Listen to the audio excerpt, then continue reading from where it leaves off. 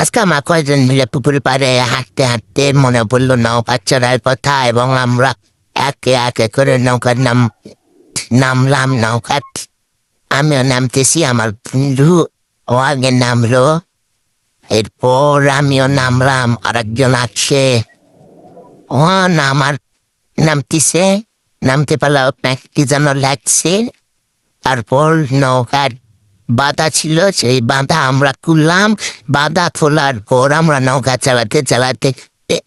চালাতে শুরু করলাম। নৌকা চালানোর মাধ্যমে আমরাও প্রায় অনেক দূরে গিয়ে এসেছি, এবং এপার থেকে ওই পার যেতে আর অল্প কিছুক্ষণ বাকি।